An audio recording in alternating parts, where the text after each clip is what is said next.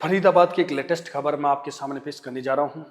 फरीदाबाद की एक स्कूल जिसमें संध्या नाम की टीचर थी, वो स्कूल में पढ़ाने जाया करती थी और पढ़ा के अपने घर कोचिंग करवाया करती थी। और कुछ समय से जब वो कोचिंग करवा रही थी तो अमित नाम का शख्स अपने बच्चों को वहाँ ले जाकर उनसे कोचिंग करवाता था। जब जब वो जाता था तब तब मैम से बात करता था, लेकिन मैम का जो रवैया था वो हंसमुख मिजाज का था और वो हंसमुख तरीके से अमित नाम के शख्स से बात करती थी। नहीं, ये अमित नाम से ही नहीं, वो हर किसी से ऐसे ही बात करती थी। मगर अमित नाम का जो शख्स था वो तो कुछ और ही सोच बैठा। वो सोचने लगा कि मैम कितने हंसमुख स्वभाव की है और कितने अच्छे तरीके से हमसे बात करती है, शायद हमको ये प्यार करती है। ऐसे में उसके प्रति नेगेटिव जो सोच विचार उनके थे वो उसको एक तरफा ले गए और वो उस मैम से एक तरफा प्यार करने लग गया।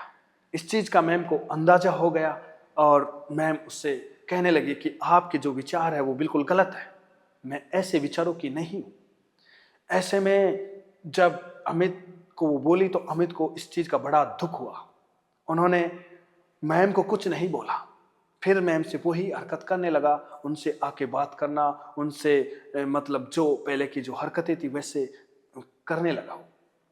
तब मैम उसको डांटने लगी और एक दिन तो काफी भयंकर तरीके से उसको डांट दिया और बोला कि देख, अगर आप मेरे प्रति ऐसे विचार रखोगे और मेरे प्रति ऐसे नजरों से ऐसे तरीके से मेरे सामने पेश होगे तो मैं थाने में रिपोर्ट करवा दूंगी। ऐसा कहने की वजह से अमित नाम के शख्स में इतना गुस्सा उसके अंदर बढ़ गया कि वो उसको डांट नहीं पाया। कुछ टाइम बीतता रहा। अमित नाम का शख्स जब मैम स्कूल जाती थी तो वो देखता था कब जा रही है कब आ रही है, लेकिन मैम इस चीज को ठान ली थी कि ये शख्स हमारे और पीछे पड़ा हुआ है, हमको इससे बचना है, तो उन्होंने स्कूल ही बदल लिया।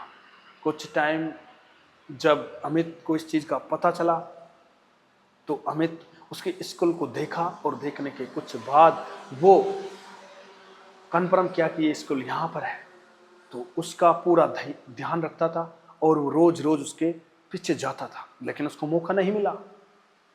एक दिन ऐसा हुआ कि वो वहाँ चल गया और नीचे जाके किसी चपरासी को बोला कि आपका पति आपको बुला रहा है। चपरासी जाके मैम को बोला कि मैम, आपका पति नीचे आया हुआ है और वो आपसे मिलने की तलाश में है। वैसे में मैम ने सोचा होगा अपना पति, तो मैम नीचे उतरी। उतरने के बाद जो ही नीचे आई तो अमित नाम के शख्स ने उस मैम पर 34 मिनट में 32 बार चाकू से इतने बुरे तरीके से रौंदा कि मैम की तुरंत हत्या हो गई और फिर फरार हो गया। इस घटना का जब वहां के प्रिंसिपल को पता चला तो वो वहां आए, तो उस अमित नाम के शख्स ने उस प्रिंसिपल की ओर भी वार करना शुरू कर दिया। प्रिंसिपल घबरा गए और वो शख्स वहां से फरार हो गया।